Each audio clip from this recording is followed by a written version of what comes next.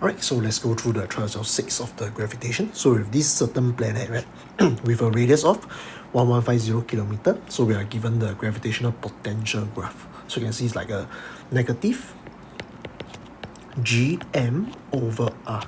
Okay, the very first part they actually ask us is that, explain why the gravitational potential has a negative value. So 2 marks. So always start off with the gravitational potential is defined to be 0 at infinity. Then after that, you just say, since the G force is attractive in nature, means that, for example, let's just say this is a planet P. Then I want to have a 1 kg object at infinity. So to bring this 1 kg object from infinity to a certain point, let's call this point A, right? You will need to exert an external force in this direction. Because why? Because apparently the G force is acting in the direction here. Yeah. So means that in order to prevent it from accelerating, the external force and the displacement, right, is always opposite to each other. So you just say the direction of external force acting on the unit mass to bring it from infinity to a point in space is always opposite to the direction of displacement. So you can also add in so that there's no resultant force, hence no acceleration. Hence the work done by external force, right, is actually negative. Yep. So that is for the very first part. Okay, for part BI, right, we are asked to draw a tangent to the graph at radius to be 2500 km. So you can draw right here. So for example, you draw roughly here, and then you draw a tangent. So just draw it longer. Okay. Okay, so with this, the part 2, they say that the gradient of this tangent represents the magnitude of a vector quantity. State, what does this physical quantity actually represent? So remember, d phi dr, right, is actually equal to G. So it's actually your gravitational field strength. So that's for part 2. Okay, for part 3, calculate the gradient of the tangent that we just draw. And hence, write down the magnitude of the physical quantity that you have calculated in BI together with the SI unit. So for the tangent, I draw it on the paper because it's more accurate. So I actually get something like 0.155 Newton per kg. So of course, we will have different answer because it's a hand-drawn tangent. So they will accept a range. So not to worry. So it's about, for me, it's about 0.155 Newton per kg. Right. Okay, let's talk about part C as well. So use the figure in the figure, right, to determine the escape velocity of the object at the surface of the planet. Okay, so for this, so first I draw the thing. So this is the object right here. So I want to give it some velocity, right, such that it will actually go to infinity. Yeah, so for this, you simply just use a PCOE. So for example, KE plus GPE. So at infinity, because you just reached infinity, means that we can actually set K2 to be 0. And of course, at infinity, right, there shouldn't be any GPE. GPE2 is 0 as well. Okay, so let's determine our GPE1 first, because there must be some GP, right? So going back to the graph right here, so we have a graph of gravitational potential against your orbital radius.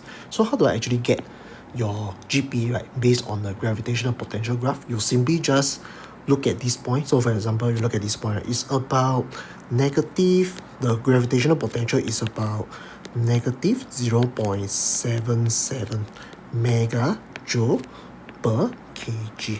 So to convert your gravitational potential to your GPE, right, you simply just multiply by the mass of the object, meaning GPE is equal to m multiplied by the gravitational potential at that point. So we know that, okay, we don't know the mass of the object, so I just keep it as m. But we know the gravitational potential, which is about negative 0.77 megajoule per kg. So let me just write down here. So for example, right, so GPE1, you simply just put negative 0.77 mega. So megajoules is 10 to the power 6. Then this is the potential, gravitational potential. You multiply by the mass of the object, which is not given to us, which I put as m. Okay, what about the kinetic energy? Kinetic energy, you put half mv squared, where v is the so-called the escape velocity. So I want to give it enough kinetic energy such that it is able to escape to infinity. So you simply just use the PCOE, right? So for example, at point 1, half mv square plus negative 0.77 times 10 to the power 6 times n equal to 0. Because 0 at infinity is always 0, so you cancel the n. Then you move this thing to the right hand side. So half v square equal to 0.77 times 10 6. So you times 2 first. So v square equal to 1.54. Okay, sorry, 1.54 times 10 6. Then what you can do is to square root it. So square root the 1.54 times 10 6, right? Hopefully you'll get 1241. So round off to 3SF is about 1240 meter per second. So that is how we determine the escape velocity. So that is for part C. Okay, so without further ado, let's talk about part D as well. Okay, part D a bit tricky. So we have this object of mass 20 kg being projected from the surface of the planet until it reaches a point of 3500 from the center of the planet. Then after that, the important keyword is at the highest point of the trajectory. Using the graph to determine what is the total energy of the object at the highest point of trajectory. Okay, first, we have an object at the surface. So at the surface, there's some kinetic energy plus GPE. Alright, okay, then you give it enough speed, right, such that it will reach a point. So this point, they call it the highest point of its trajectory, meaning the maximum point. When you're at maximum point, just take note is that there shouldn't be any kinetic energy, because at maximum point, right, your speed is actually 0. But since you are rather near the planet, which is only about 3,500 kilometers from the center of the planet, right, you must have GPE. Yeah. So they want us to determine what is the total energy of the object at this 3,500. So what we can do, right, is to determine what is our GPE, because there's no KE. So you determine your GPE at this point, right, you can actually determine what is your total energy already. So for example, GPE2 we know is mass multiplied by the gravitational potential. So we know mass is the object, 20 kg. Okay, what about the gravitational potential at about 3,500? About 3,500, let me just go back here.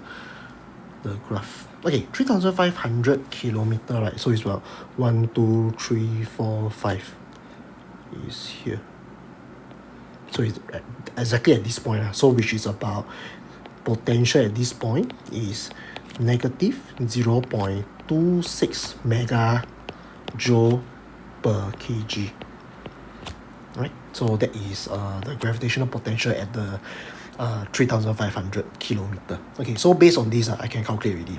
So for example, okay, I multiply by gravitational potential negative 0.26 megajoules, right? So mega is times 10⁶ joule per kg. So this is kg. So what I'll get is about, let me calculate, 0.26 times 20. Okay, so it's about negative 5.2 times 10 to the power 6 joules. So this will be the total energy, because the total energy, there's no kinetic energy. So you just need to use this plus 0. That will be the answer for the total energy of the object at the highest trajectory. So let me just write down is negative 5.2 times 10⁶. And of course, you notice one thing is that there's a negative associated to it. Means that the object is still bounded by the planet's gravitational field.